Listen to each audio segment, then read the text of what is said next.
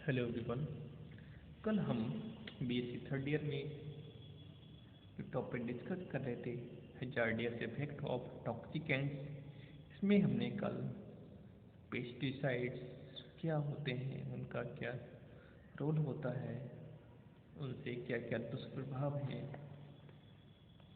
इसके अंतर्गत हमने कुछ पेस्टिसाइड्स जैसे algicides, fungicides, herbicide, insecticide, rodenticides, nematicides, larvicides, avicides मतलब एस्क्रिसाइड्स को बारे में बताया था।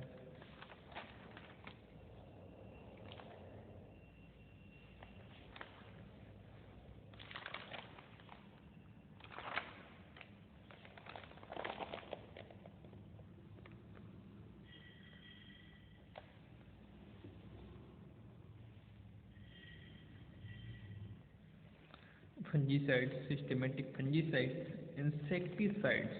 आज हम बात करने जा रहे हैं इम्पैक्ट ऑफ पेस्टिसाइड। यदि हम विभिन्न पेस्टिसाइड्स को ऑर्गेनिज्म पर directly use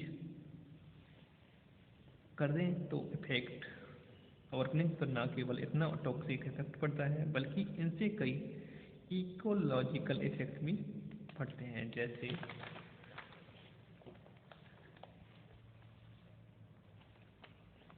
pesticides number one, pesticides ecosystem में माइक्रोबियल पॉपुलेशन को डिस्ट्रॉय कर सकते हैं, जिससे बायोस्फीयर में बायोजियोकेमिकल साइकिल डिस्टर्ब हो जाती है।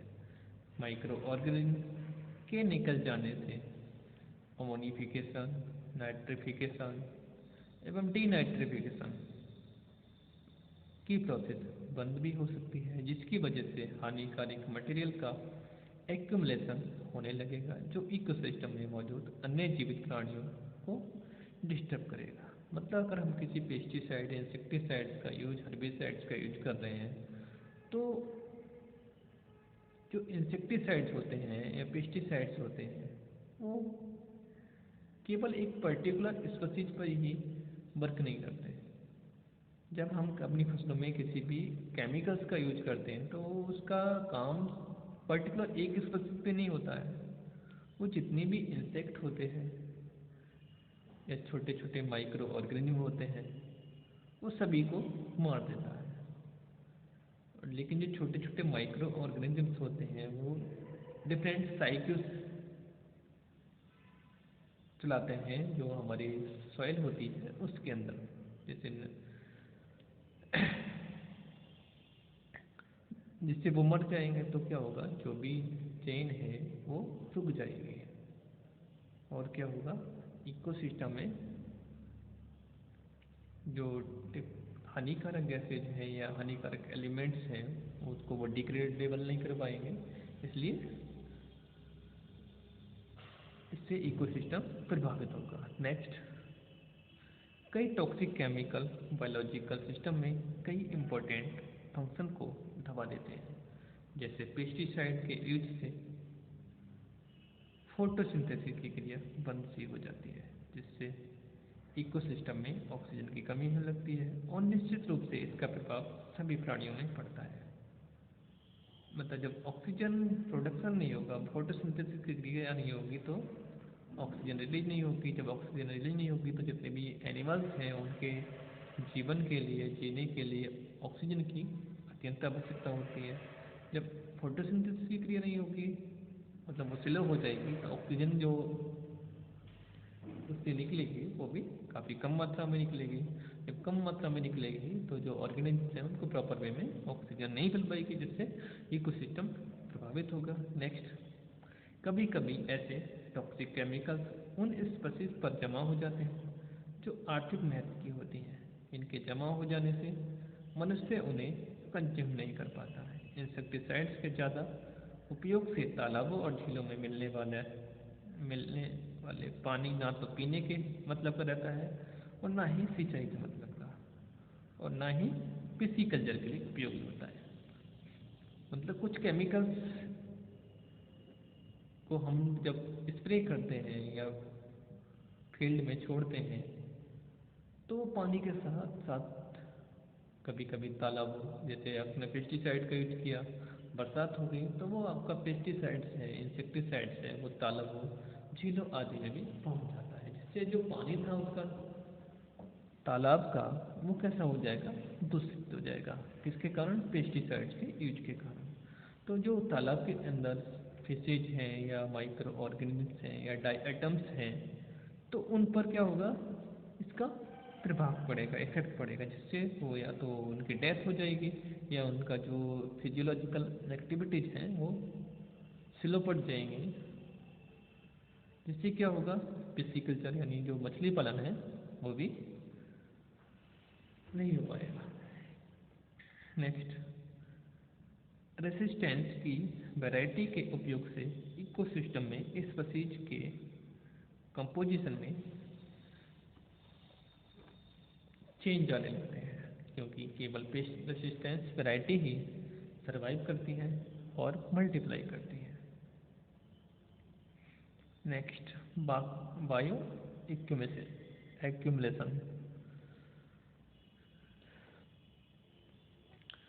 कोई भी पेस्टिसाइड्स चाहे कितने ही लो कंसंट्रेशन में मौजूद हो, वह माइक्रोब्स के द्वारा सॉइल या वाटर से ग्रहण कर लिया जाता है और फूड चेन में इनका कंसंट्रेशन प्रत्येक ट्रॉफिक लेवल पर बढ़ता चला जाता है। मतलब किसी भी हम पेस्टिसाइड्स का यूज कर रहे हैं तो वो कोई सा भी माइक्रोब्स है या माइक्रो ऑर्गेनिज्म्स है, वो या तो सोयल से या वाटर से या फिर जो भी हम फसल पे यूज कर रहे हैं उसके सीड्स में उसका जो तत्व होते हैं वो पहुंच जाते हैं। उसको जो हायर एनिमल्स होते हैं अगर उसको फीड करेंगे, उसको खाएंगे, तो वो जो पेस्टिसाइड्स हमने यूज किया है उसकी कुछ ना कुछ मात्रा फूड चेन के द्वारा उसकी बॉडी में भी पहुंच जाएगी, जैसे चाहे वो लो कंसंट्रेशन में पहुंच रही है, लेकिन जैसे जैसे ऊर्जा एनर्जी फ्लो होगा उसमें फूड चेन की प्रोसेस होगी तो उसका कंसंट्रेशन लेवल बढ़ता जाएगा।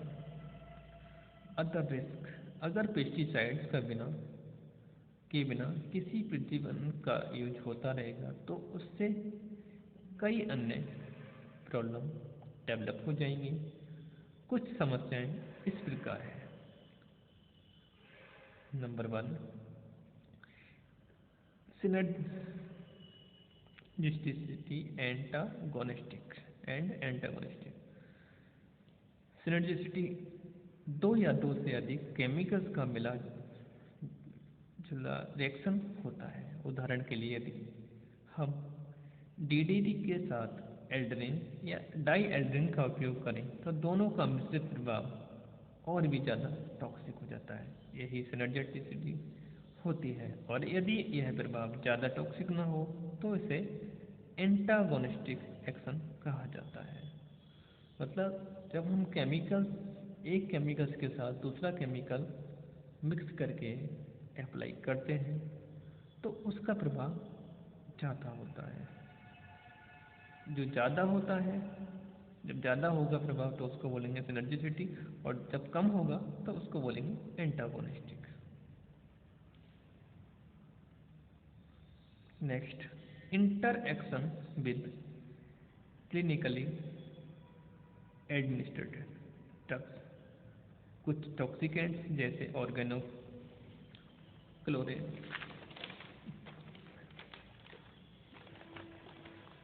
क्लोरीन लिवर की एक्टिविटी को बढ़ा देते हैं। जिन व्यक्ति को ज़्यादा समय के लिए डीडीटी पर रखा जाए तो उनमें फिनाइल ब्यूटाजोन का बहुत कम प्रभाव पड़ता है। इसी प्रकार से कुछ पेस्टिसाइड का बॉडी के अन्य बायो एक्यूमुलेशन हो जाता है, जिनसे टॉक्सिसिटी बहुत ज़्यादा बढ़ जाती है। नेक्स्ट, मीटाजेनिक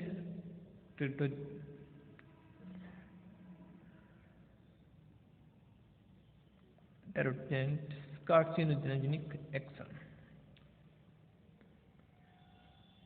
कुछ पेस्टिसाइड्स जैसे डीडीटी, एल्ड्रिन, हेप्टाक्लोर आदि का यूज चाहे लो कंसंट्रेशन में हो में भी क्यों किया जाए तो इसे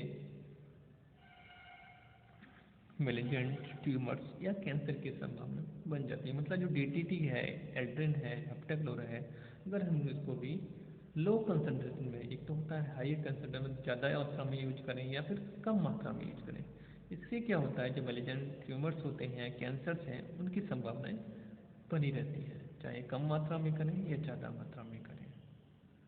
कुछ पेस्टिसाइड का प्रभाव मेटाजेनिक तो या टेट्राजेनिक होता है। Next, immunotoxicity of pesticides. Immunotoxicity of pesticides, कई पेस्टिसाइड्स एंड उनसे मिलते जुलते केमिकल्स का ऑर्गेनिज्म के इम्यून सिस्टम पर प्रभाव पड़ता है। मतलब हम किसी भी केमिकल्स का फसल में स्प्रे करें या यूज करें तो उसका जो ऑर्गेनिज्म होगा उसके इम्यून सिस्टम पर, यानी प्रतिरक्षा प्रणाली जो है उस पर इफेक्ट पड़ेगा, जिनसे बायोलॉजिकल एक्टिविटीज सप्रेस्ड होने लगती हैं। उनमें इम्यून सिस्टम डिस्टर्ब हो जाने के कारण सभी प्रकार के इन्फेक्शन जल्दी ही आ जाते हैं। पेस्टिसाइड्स के कारण हाइड्रोलिसिस, ऑक्सीडेशन, रिडक्शन, डिहेलोजनाइजेशन, डीएल्कलाइजेशन आदि पर भी प्रभाव पड़ता है। आज हमने हजार्डियस इफेक्ट ऑफ पेस्टिसाइड्स के अंतर्गत इम्पैक्ट ऑफ पेस्टिसाइड्स का क्या क्या इम्पैक्ट होता है इसको डिस्कस किया। इसके बाद हमने बायो एक्यूमुलेशन क्या होता है, इसके कौन कौन से अदर रिस्क हैं, इसमें synergeticity, antagonism, interaction with clinical administration drugs. उसके बाद हमने mutagenic, teratogenic and carcinogenic actions, और लास्ट में इम्यूनोटॉक्सिसिटी ऑफ पेस्टिसाइड्स को डिस्कस किया। कल हम नेक्स्ट पार्ट को डिस्कस करेंगे।